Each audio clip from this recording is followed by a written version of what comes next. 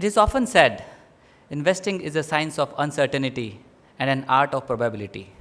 How does one make decision under such uncertainty? Our next session, titled Decision Making Under Uncertainty, Less is More, will be moderated by Professor Madhu Veeraraghavan. A few words about Professor Madhu. Professor Madhu is Director and TAPMI Chair Professor of Finance at TAPMI Manipal. He was earlier as Professor of Finance and Head of Finance Department at Monash University, Melbourne. He has also worked at University of Auckland Business School, has published 50 plus papers in international journals, and has won numerous awards and accolades. Ladies and gentlemen, please put your hands together to welcome Professor Madhu Veeraraghavan.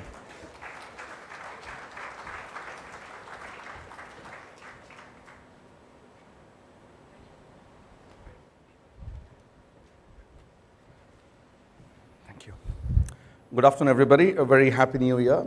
Delighted to be here, and I want to thank Navneet, Vidhu, and the entire CFA team for putting together a very impressive conference, and TAPMI is fully committed to work with the CFA Society as a platinum sponsor for years to come. So I take great pleasure in first introducing Gerd. Gerd Gigerenzer is the director of the Harding Center for Risk Literacy at the Max Planck Institute for Human Development in Berlin, as partner of Simply Rational, the Institute for Decisions. He's former director of the Center for Adaptive Behavior and Cognition, also called as ABC, at the Max Planck Institute for Human Development and at the Max Planck Institute for Psychological Research in Munich. Professor of Psychology at the University of Chicago, and he was also the John M. Olin Distinguished Visiting Professor, School of Law at the University of Virginia.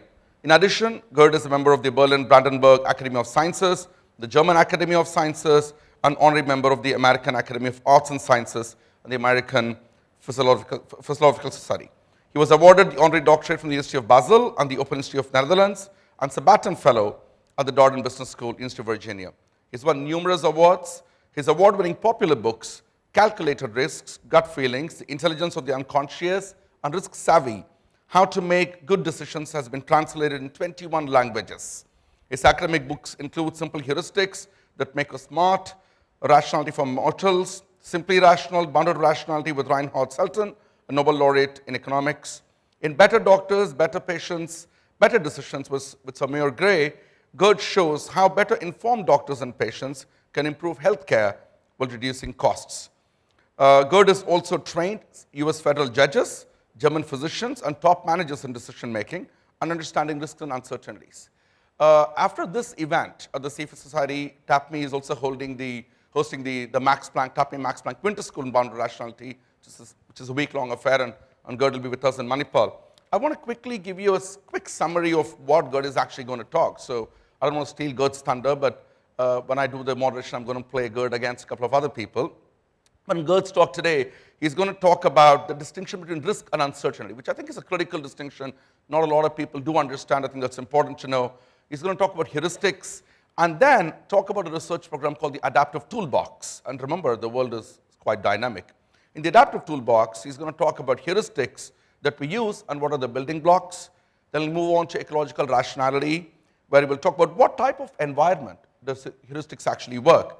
And finally, he'll talk about the intuitive design, which is how can heuristics be evaluated and be designed to improve decision making. This is going to be an excellent talk. I've heard Gerd before a number of times, a great friend of mine.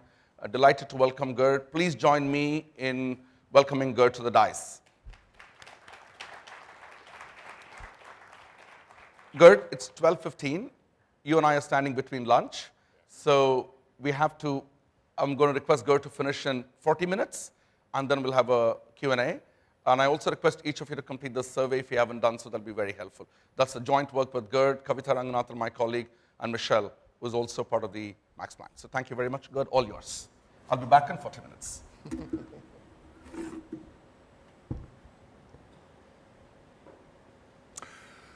How to make good decisions, how to deal with uncertainty, how to make good investments, good predictions. Let me start with a story. The physicist Max Planck once told the economist John Maynard Keynes that in young age he wanted to study economics, but he found it too difficult. Too difficult, you might think.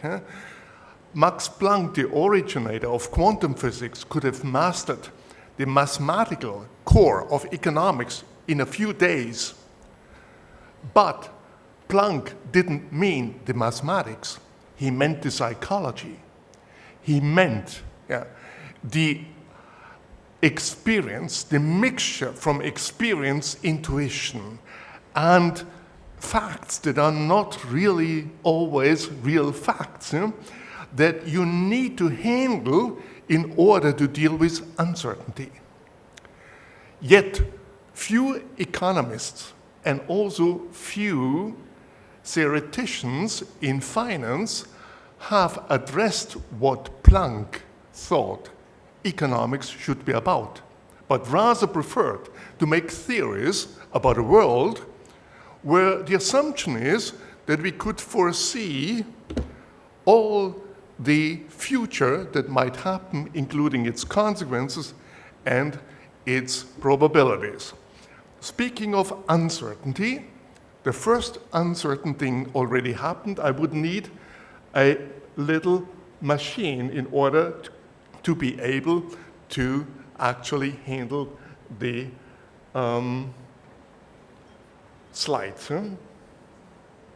It is, no, it's not there. So that's an example of uncertainty.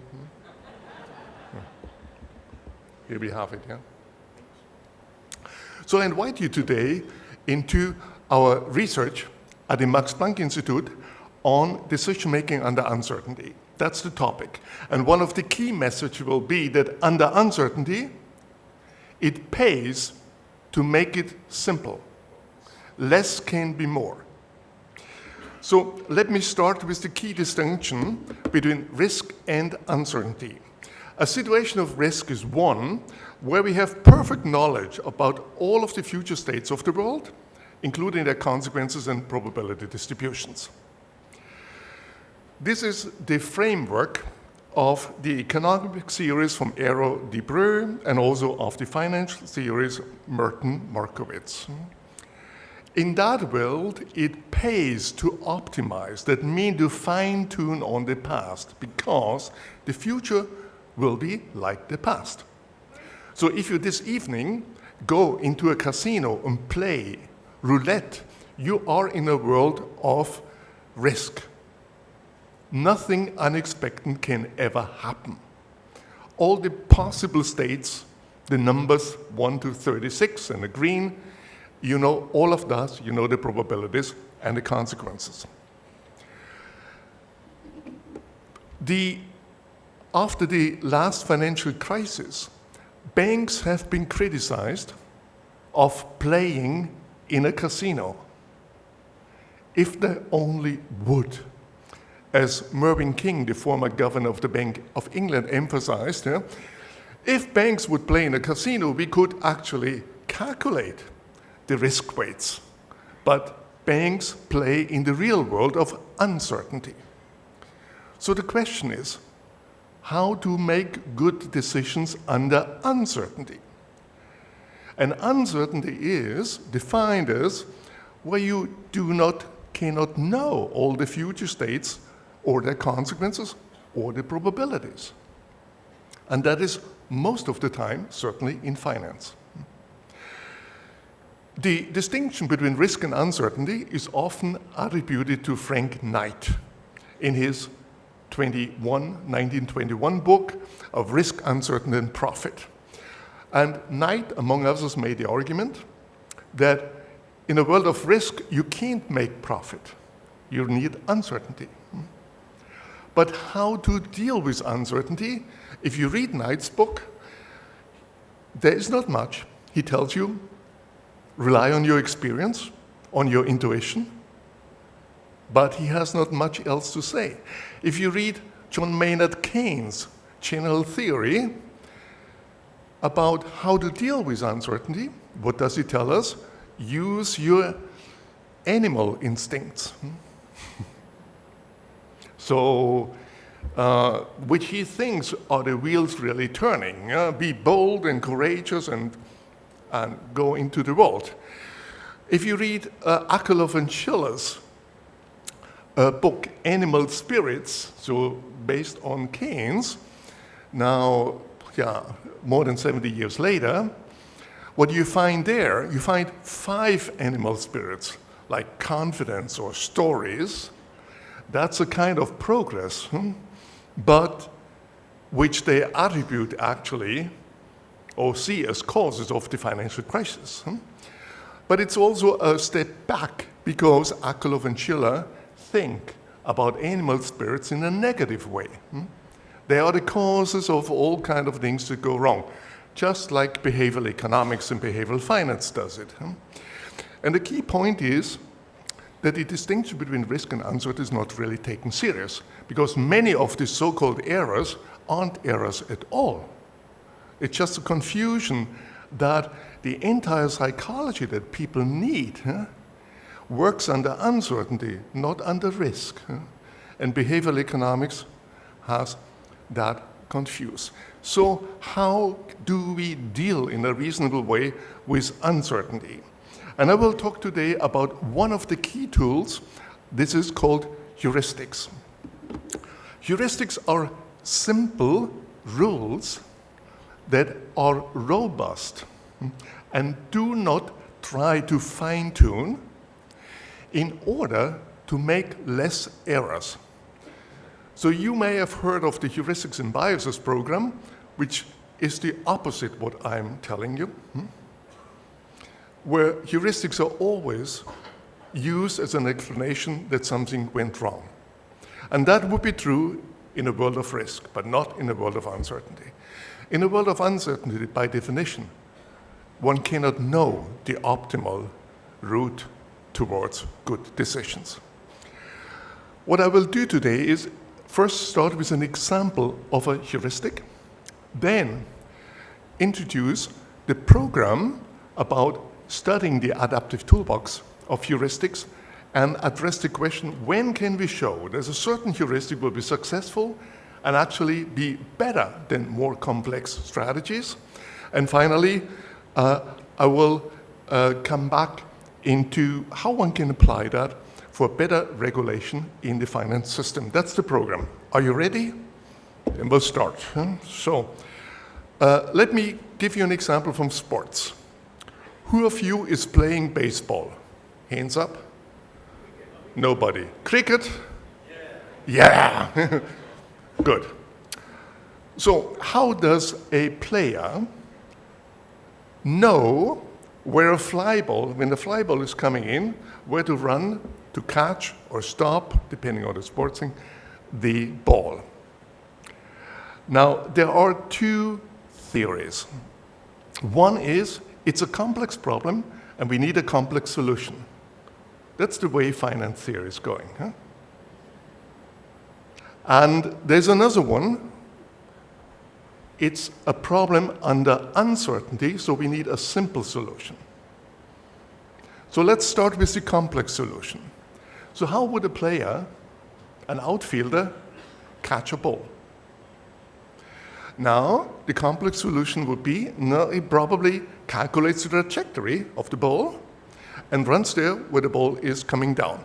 Have you ever calculated a trajectory? That's the way it goes. And the problem is not calculation, it's estimation. We can calculate almost everything, but not estimate.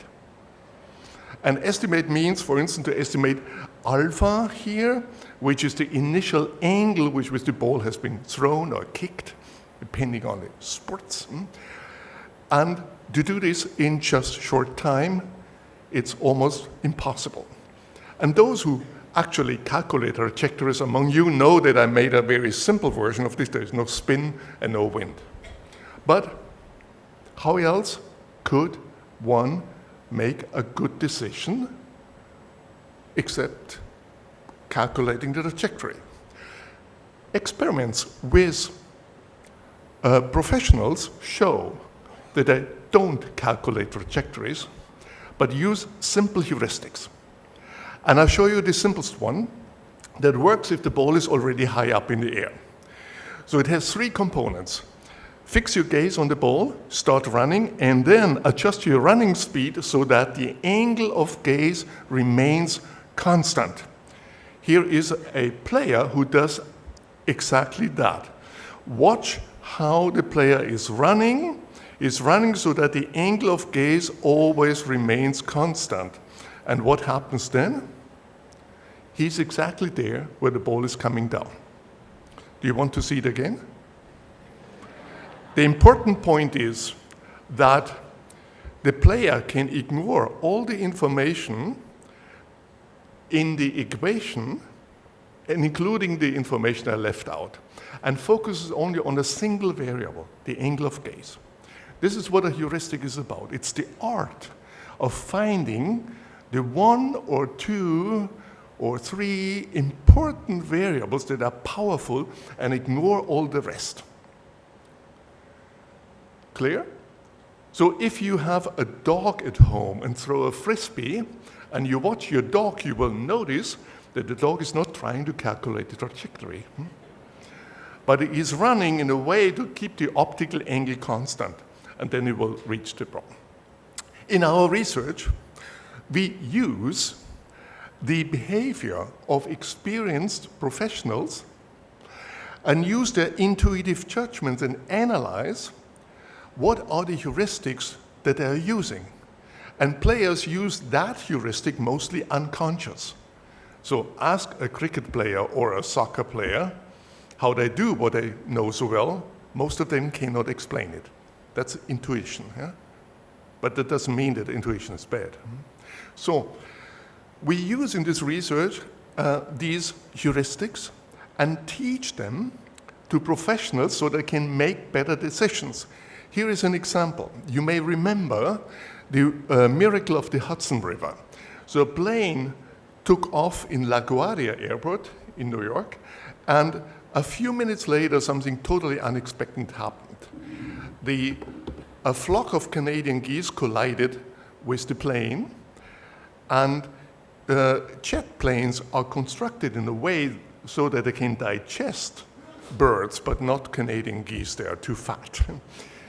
And the improbable what happened is they flew in both engines, both of them shut down. It got silent in the plane, and we know from the passenger reports that they noticed what's going on, and there was no panic, there was prayer. The two pilots, Sullenberger and Skiles, immediately turned around, had to make a decision about life and death. Will they make it back to an airport or not? Or will they have to take a greater risk going into the Hudson River? How did they make that decision? Did they calculate and estimate their trajectory? No. They used, and now consciously, the same heuristic. Yeah? So in that case, where you're sailing, it works like that. The pilot fixates the tower of the airport through the windshield, and if the tower is going up in the windshield, they're not making it, they will hit in below. And that can be done in seconds, and it's safer than any calculations. If you have seen the movie Sully, then you may remember one has tried to prove that he could have made it, and some algorithm should have shown that. The problem was that the algorithm had the wrong assumptions. And if he would have followed the algorithm rather than this simple heuristic, then none of these, about 150 passengers, would have survived. So here's a simple illustration about how to use intuition of experts, abstract the relevant heuristics, and then teach them consciously. Here's another example. So we work about leadership heuristic. A good leader has a toolbox of good heuristics. And here are a few in cooperation with Florida International University that are used by the CEOs of the 500 largest American companies. And each of these heuristics defines a climate in a company. For instance, hire well and let them do their job. That is quality first and then trust. The Max Planck Society works with that heuristic. So a director, there's long search for a director, but then as a director I have all the money to do research and in a long term. Most universities don't understand that. They do not take care so much about the hiring process, but then control short term by grants. This is not a method encouraging risk-taking and innovation. First listen then speak is another example. That's a rule for the people in charge, not for the subordinates. Or here's one example, take the last one about strategy. Don't buy financial products you don't understand. If that simple rule would have been followed before the last financial crisis on both sides of the Atlantic, the crisis would not have happened as it did. And that's an example how teaching simple, powerful financial rules can have more effect than teaching the entire theory of finance. And that holds for regulation, as I will show, that holds for investment, and it holds also for financial literacy. We know that the best way to teach financial literacy is to teach simple rules that people can actually use. Like put a third into bonds, a third in stocks, and a third in real estate. That's something to follow. So what I'm going to do now is to introduce you in a channel research program to understand first the Adaptive Toolbox. So that's all these tools that people have in their mind or learn. So the heuristics, the building blocks, and the capacities that you need. And then the question of ecological rationality. That's the question, can we identify situations where just looking at one cue will do better than an analysis or any complex system?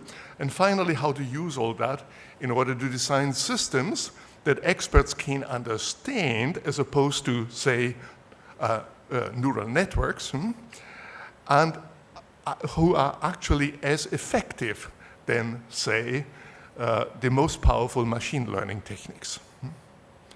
So, let me give you now two examples from heuristics in the Adaptive Toolbox. One is an entire class of heuristics where one looks just at a single powerful cue or reason. You just saw one, the gaze heuristic. It's just one cue that does all the job. And we have been surprised to learn that in many situations, a single cue can be more powerful than, say, big data. So here is an example. You may remember Google Flu Trends. That was the showcase of big data. So Google had the idea to predict the spread of flu, precisely the doctor visits that are influenza related in the US and in other countries, which is a good idea. So and the idea was to predict them from search terms. And they analyzed about 50 million search terms, came up with a secret algorithm that's probably the usual thing, a linear equation with some 45 predictors. And that was published in 2009. And first it went well, but then the swine flu came in 2009, an unexpected thing. It came out of the season. And of course, it had no knowledge from the last 5 years about that something could happen in this thing. This was uncertainty. So finally, the Google Flu Trends, the big showcase of big data, was silently buried. It's no longer active. You may have not heard it, but usually big data is touted with fanfare, and if it doesn't work well, there is no fanfare. The interesting point here is the following. Now, studies have shown that what Google did not do, it did not compare its 50 million search time big data algorithm with a very simple heuristic. And what would be the most obvious simple heuristic to predict the spread of flu? It would be just take the number of flu-related visits 2 weeks ago. Why 2 weeks? Because there's no data about 1 week ago. So you take the next one. And it turned out that this single variable predicted better than the entire big data algorithm. That's also not well known because big data is big business. But what we want are efficient ways to make predictions, not big business. So I'll show you now a study that we have conducted on how to predict customer behavior. So the situation is the following. There's a large company which has a database of 100,000 of customers. Question, one wants to send targeted mail, catalogs, or whatever to the customers, but not to those who will not buy anymore. So the inactive customers. Now the problem is how to predict which customers are active and which are inactive. That's true uncertainty, because there are so many factors that determine whether customers buy. So again, there are two ways to look at this. One is, it's a complex problem, so we need a complex algorithm. That's the standard way in economics, finance, and also marketing. Here is the typical answer for marketing. It's the so-called Pareto negative binomial distribution model. I'm not going into mathematics into this today, I just want to impress you. And what you can see, there's a number of free parameters, and it's a type of defined tuning model. Now that's the typical vision. What's the alternative vision? The alternative vision is to recognize this is not a problem of risk. This is a problem of uncertainty. And here we need to find a simple solution. How can you find a simple solution? Now one way is to analyze what experienced managers are doing. And in that study it was found that in 3 companies, managers did not use any of this complicated stuff, but a simple heuristic, which is the hiatus heuristic. If a customer hasn't purchased within 9 months, classify as inactive, otherwise as active. It's again a one-reason decision-making model. Now, if you do that, you might be criticized because you have left out. So how much they bought, how often they bought, the spacing and all the variables who are important. But the point is not making arguments, but testing that, seeing what's the evidence is. And I'll first show you a study that 2 professors of marketing did who believed in the power of complex models and wanted to persuade the managers by empirical facts that they should do the Pareto negative binomial distribution colleague. And I use the study because it's better to use those people who turn from solos to polos, so who don't believe in heuristics in the first place, but they look at the empirical evidence, and that was the result of their study. So these are the 3 companies, an airline, an apparel, and a ZD internet shop. The Pareto negative binomial distribution model, that's the orange bars, and you can see that the hiatus heuristic, by relying on a single reason in the airline, it predicted better. In the apparel, it predicted even more better.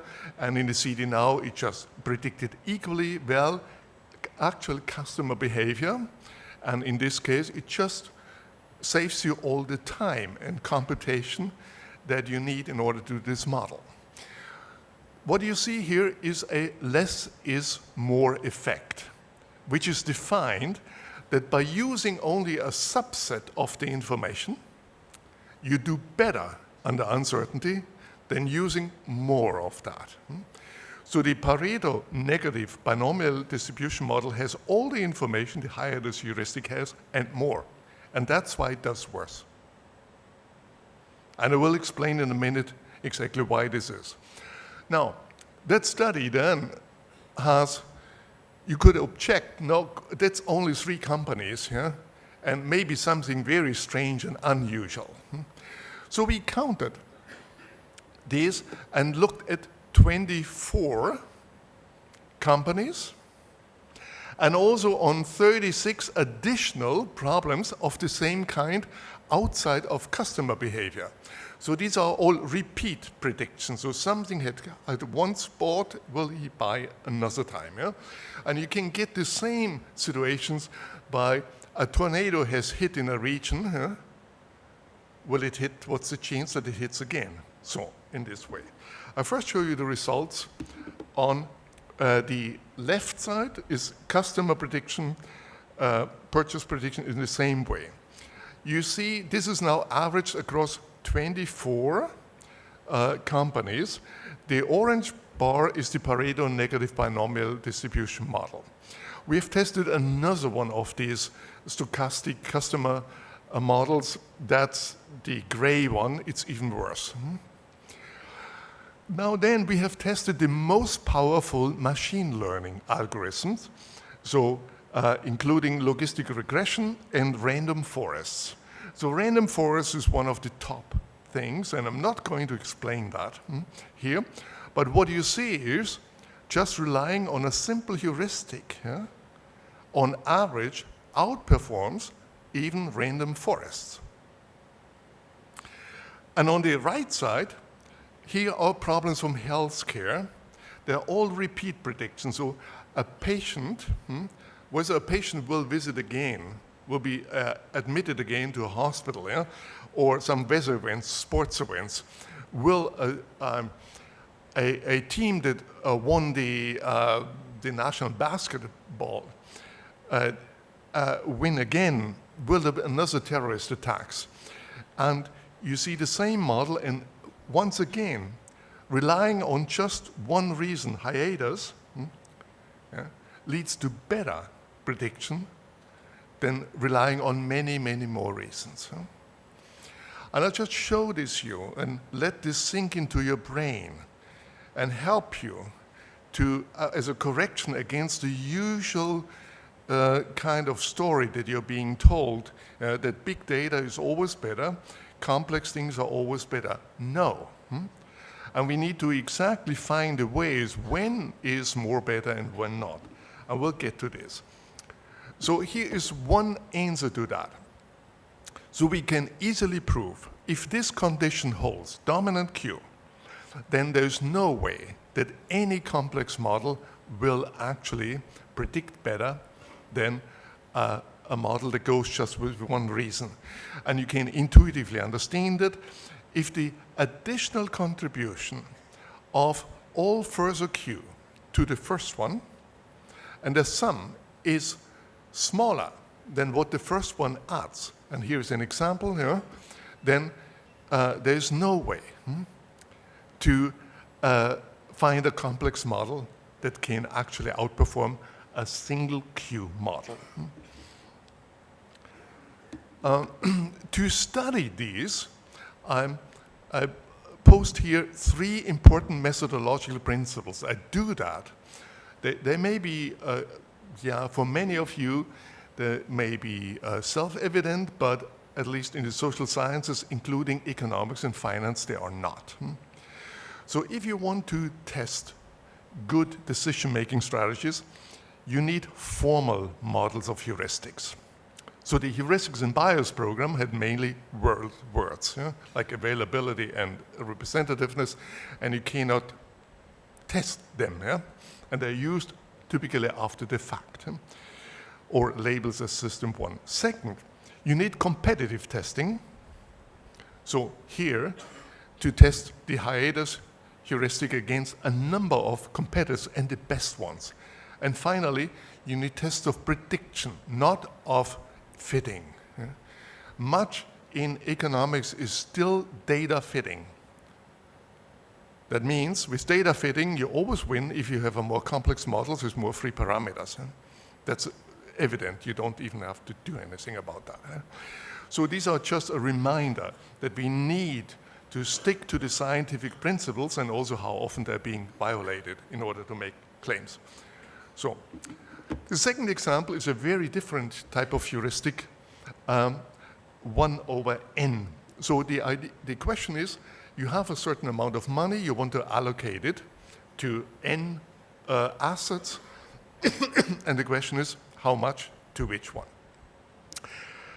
Harry Markowitz got his Nobel Prize in economics for the solution of this problem, and the mean variance model, and you're all familiar with that. I don't have to explain this. So, problem solved. When Harry Markowitz made his own investment with his own money for the time after his retirement, he used his Nobel Prize winning optimization model. So we might think, no, he did not use it. He used a simple heuristic, namely 1/n. So n is the number of assets. If you have only 2, it's 50-50. If it's 3, it's a third, and so on. Now, how good is that? Again, if we would be in a world of risk, where the world of finance tomorrow is like that of yesterday, and if Markowitz's assumption would be right, then the mean variance model would win.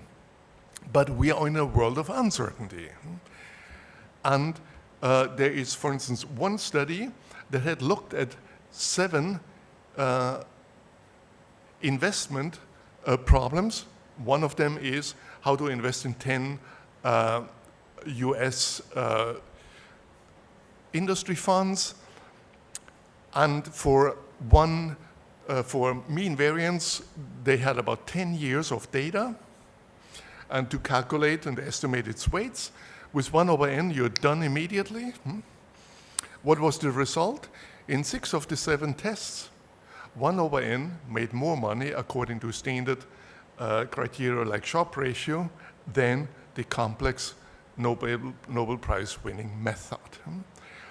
Now that will not be always so, and the key question is to understand when does simple pay and when does complex pay. And at the beginning, I made the distinction between risk and uncertainty. Here is where complex pay, and under uncertainty, not necessarily. And now I'm going to a little bit more fine-tuning about this question. So here is a qualitative answer. On the left side, you have what was before risk, so you have low uncertainty, few alternatives, high amount of data, make it complex, that's the answer. So do optimization or big data calculation or mean variance. If you are in a situation where there's high uncertainty, where you have many alternatives and small amount of data, then don't do that. Go for simple solutions, heuristics, for instance, 1/n. So the study of ecological rationality is a new contribution of our research, because earlier research that thinks of heuristics as always second base never asked these questions where heuristic would be good, because it's self-evident they're not good. This was a big error, which is still the key message in behavioral economics and also in financial behavioral finance. So let me try to explain that with just basically in words and with examples. The classical view about heuristics that you find in the textbook is a so-called accuracy-effort trade-off. So the idea is a heuristic makes everything simple, faster, but you have to pay a price for that of uncertainty. In a world of uncertainty, there is a different trade-off. It's called the Bias-Variance Tradeoff. And the total error that you're making is not just the bias, but also a variance component that comes from prediction and overfitting. I explain that with a picture. So here are 2 dartboards. The red point is the bull's eye, and that could be the optimal weights, if you're in Markowitz's problem. So the player on the left side throws consistently too far to the right and too far down. So that player has a bias, and the bias is defined as the distance between the average dart and the bull's eye. At the same time, this player has a low variance, so the darts stick together.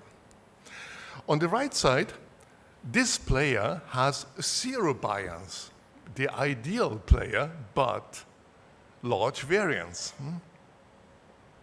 So zero bias means that on average, the darts are exactly in the bullseye, but only on average. And the variance is large. That illustrates now one thing.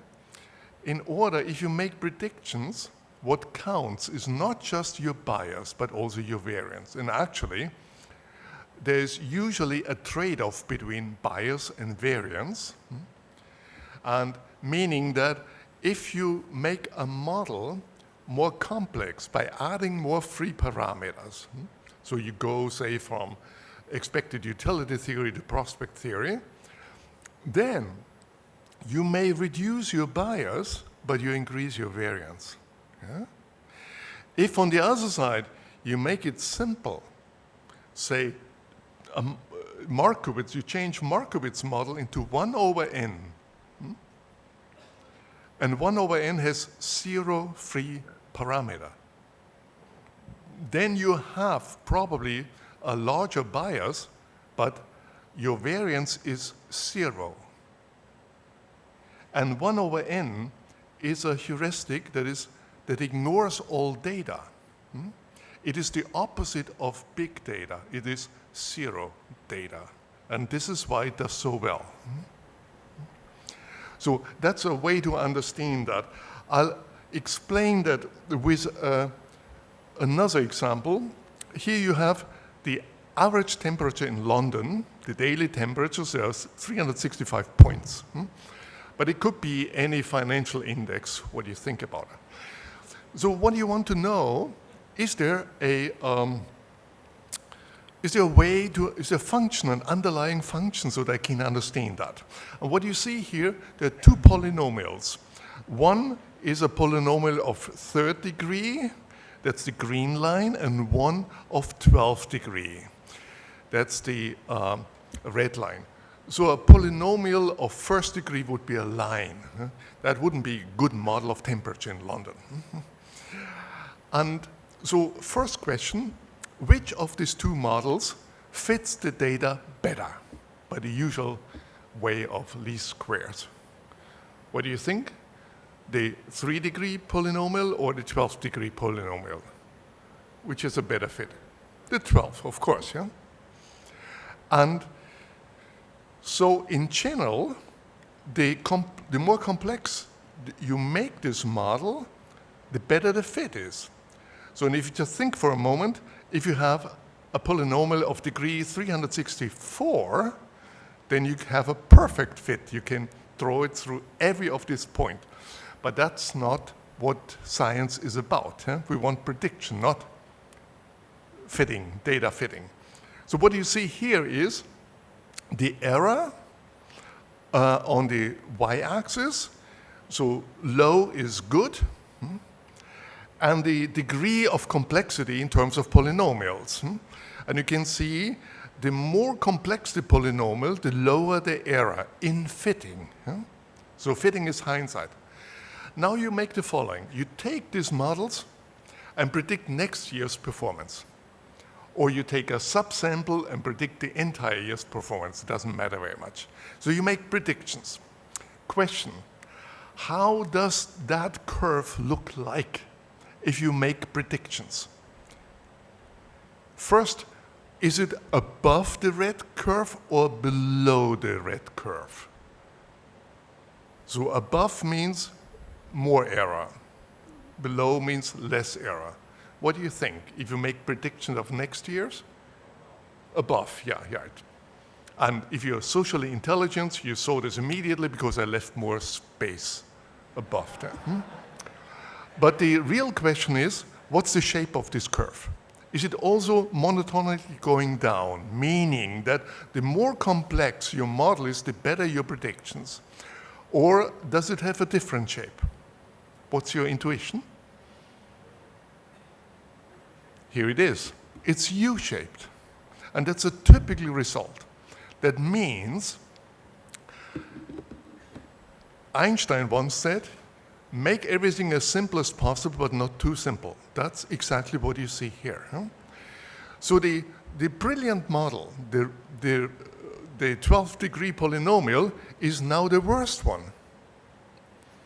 And interestingly, it's even worse as a model, the 1 degree model, that is totally unrealistic. So what do you see here? The 12th degree model has a low bias but high variance, just as you saw it before. The 1 degree model has high bias but low variance. And the best way is somewhere in between, in here, so 3 or 4 degrees of polynomial. So this is an illustration of a general principle. If you deal with uncertainty, like in any form of prediction, then you need to scale things down to a certain way. And that's the only questions how to get there. So less is more means that you make the things simpler. And the question is how simple you can get. 1 over n is as simple as it can get. But sometimes you need a little bit more of information. So let me now go back to the initial distinction between risk and uncertainty and talk briefly about the turkey illusion. The turkey illusion is the confusion between a situation of uncertainty with one of risk. So that people think we can predict all of that. Yeah? Just use your risk models and they will be right. Why is it called turkey illusion? Assume or imagine that you are a turkey. It is the first day of your life. A man comes and you fear he will kill you, but he feeds you. Second day of your life, the man comes again. You fear he might kill you. No, he feeds you. Third day of your life, the same thing is happening. According to Bayesian statistics or any other statistics, the probability that he will feed you and not kill you increases every day a bit. On day 100, it is higher than ever before. But it's the day before Thanksgiving and you're dead meat. So that's why it's called the turkey illusion. The turkey illusion is probably not so often committed by turkeys, but by us people. So if you look back at the time before the last financial crisis, the estimates of the rating agency, of the relevant organization, went up and up and up and up shortly before the crisis happened. Why is this the case? Because they use the same type of mathematical models that the turkey uses, like Bayesian statistics, which can only do to take what's happened in the past and then predict that it will happen in the future too. So we know from some of the measures like Standard & Poor, they had data from maybe 5 or 10 years and could only predict that the market will go up. So that's exactly the turkey illusion. So I'm working with the Bank of England and use the knowledge about heuristics to do intuitive design to help to improve bank regulation. So, and if you want to know more, then read Andy Haldane's Jackson Hole speech. Andy Haldane is the chief economist of the Bank of England, and he gave a talk after we met on Jackson Hole with the unusual title, The Dog and the Frisbee. Now you know where it's coming from Berlin. And different than many others to whom I've talked and explained the power of heuristics and the danger of complex models, Andy Haldane acted on that. And in 2012, before he gave this talk when we met, he said to me, okay, I checked your data, and here is my Jackson Hole talk, and here's the waste paper basket. I will now give a talk on a very different vision, and that's here. And it's a memorable paper. It got the prize of the Wall Street Journal for the best speech of the year, but regulation is still slow to carry it. And just give you an idea of what regulation means. Basel III regulation has asked every bank to calculate its value at risk. If you have a large bank, that means that you need to estimate thousands of risk parameters. They're all correlated. You need to estimate a covariation matrix in the order of millions. Good luck. That borders on astrology, and it doesn't contribute to safety. And we need regulation that is transparent, that is simple and powerful. And here is just one example. This is a heuristic model called the fast and frugal tree, and I'm not going into details, but you just see that it just asks 3 questions. And this is a model that we showed that predicted on historical data the actual failability of banks better than the typical complex models. And in order to get it to work, Andy Haldane and I think, now this is now the best predicting model, but we live in uncertainty. We need to add something on that. And I would propose a regulation model, a leverage ratio of 10%, round it up, a market-based capital ratio of 20%, and a liquidity measure, and that would really contribute to safety in regulation. And then banks on the other side could spare all their stress tests and other documentation that they are doing, and which I think doesn't contribute much to safety. So let me summarize. I was talking today about decisions under uncertainty as opposed to risk. And the first message is risk is not the same as uncertainty. That's still confused in psychology, in finance, and economics. And the best decision under risk is not the best under uncertainty. See Markowitz. So what is rational decision-making under uncertainty? The key is, I believe, to study carefully heuristics that are powerful and that avoid overfitting on the past. Are finance theories useful if there are optimization theories, as there usually are? No. That's my answer. We need new finance. And that's not behavioral finance, which believes in Markowitz and other things, and just interprets deviations as biases. No, we need a true new finance that takes uncertainty seriously and studies systematically how heuristics could help people to do better investments and regulators to do better regulations. And at the end, simple can predict better than complex under uncertainty, and less can be more. Thank you for your attention.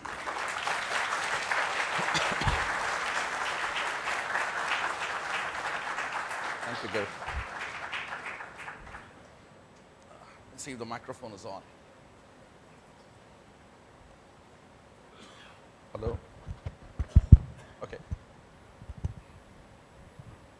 Can you hear me? Yes?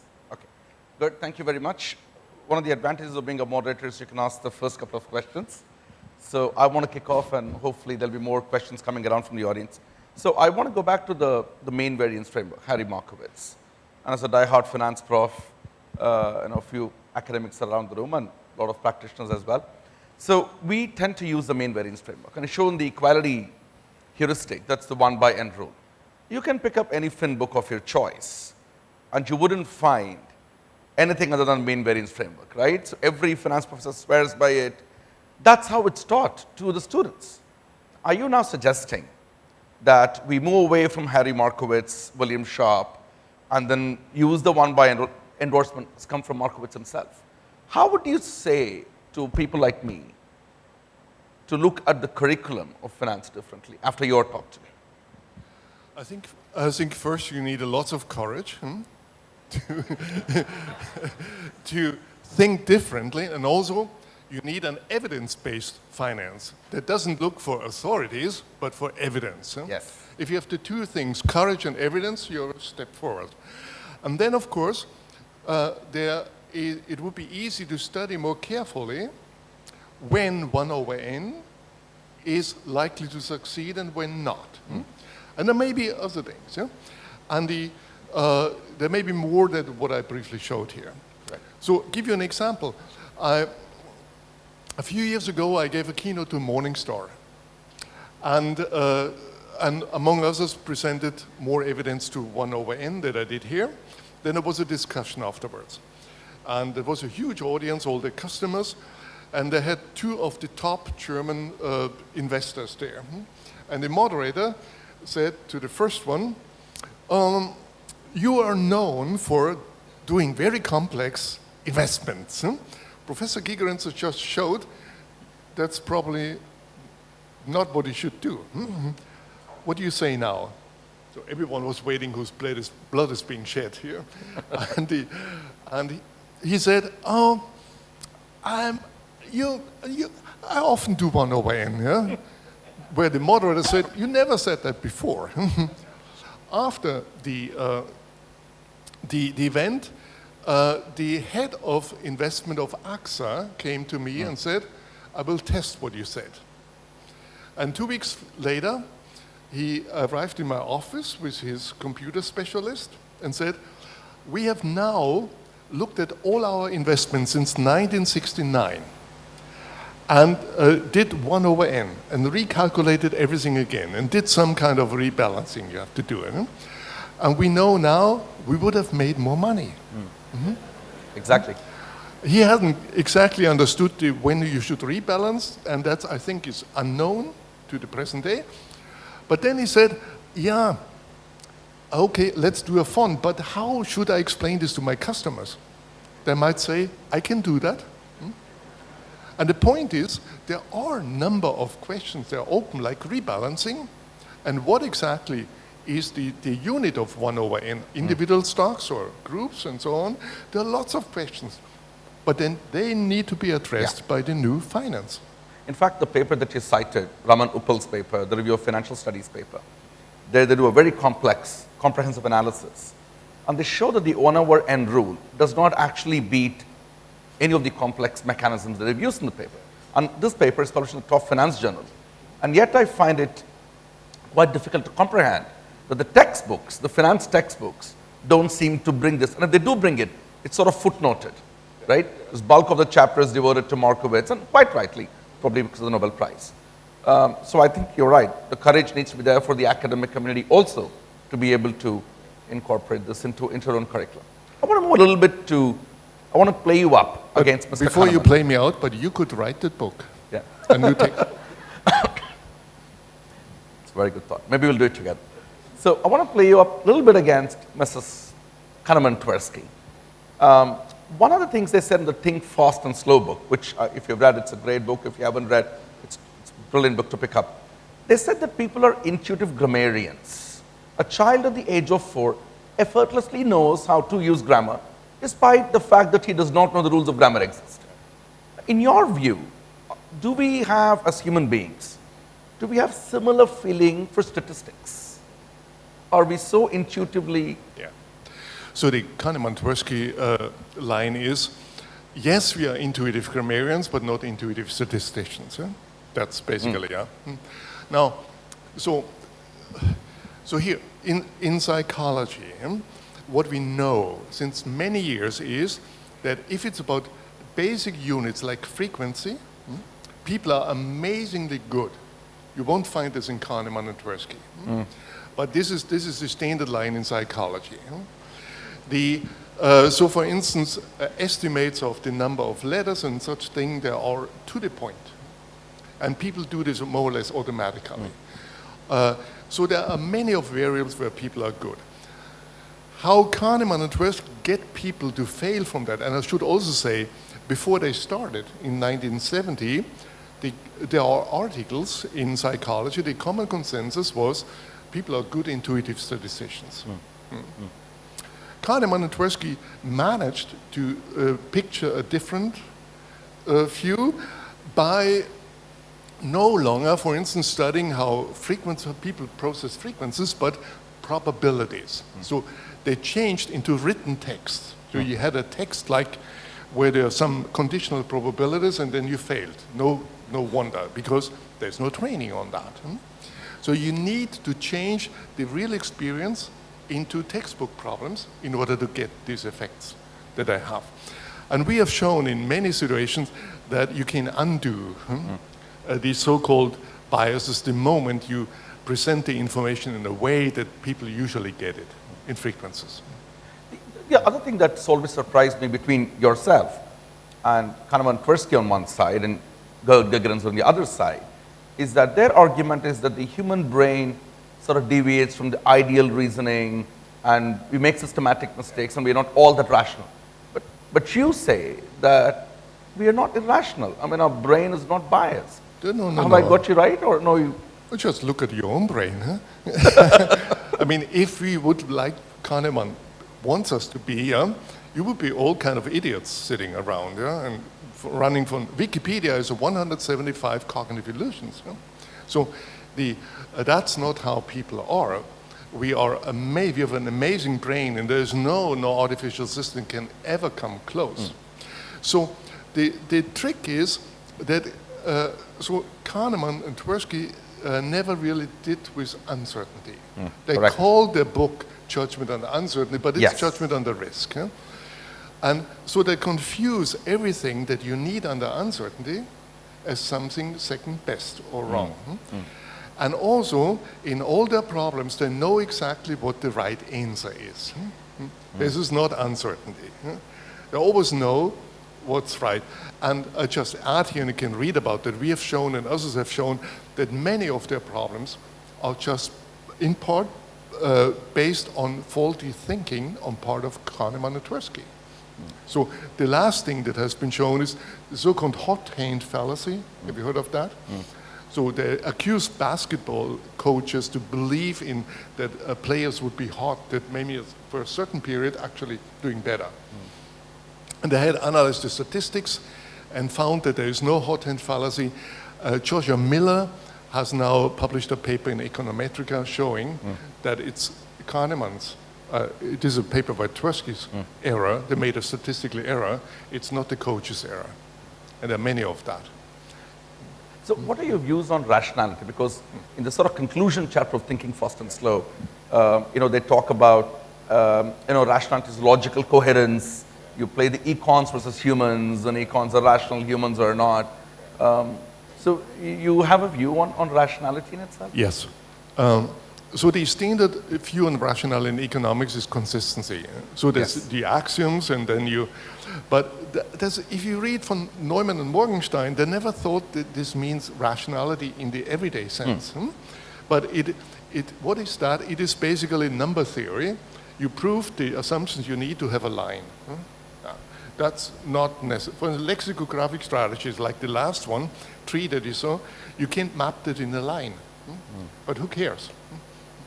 So rationality, in my view, has little to do with consistency, but with success in the real world. Whether you actually make more money, not whether you're consistent in some way. And in the real world of uncertainty, consistency can hardly be ever decided because it has no time. If tomorrow you would, so Madhu always likes to have a different position than I, but if tomorrow you would surprisingly adopt my own position, I wouldn't say you are inconsistent. Right. I would say you have to learn something. And he's got a week to actually convince me because he's coming to Manipal and going to brainwash me. So one more question. I don't know if your audience have any questions, but I have one more question I want to ask you. I look at the three heuristics: the availability, the anchoring, the representativeness heuristic. I mean, your view, sort of in the world of finance, and because we're talking to so many professionals here, how are this, do you have any views on how those heuristics are actually applicable in a daily sort of financial decision making? Yeah. I think you should strike all these three from your new textbook. The reason is, it's just a word. It's never been defined. So they are used, if you look at all these nice experiments I'm done, the heuristic, there's not a single one I know where the heuristic makes a prediction, like the hiatus heuristic makes a prediction. They're always used post hoc to explain something they think is an error. And availability has, I think, at least 6 different meanings. And where we do not know whether there's any empirical correlation, there's certainly no logical correlation between. Representativeness has many, and anchoring, psychology has precise theories about anchoring that Kahneman and Tversky don't cite, like Paducci's theory and others, and it's just a word. We have the very strange theory development in psychology that this program has, usually you go from muddy dichotomies to precise model, and they took the other way. The models are forgotten, and they have been replaced by words that explain everything post hoc.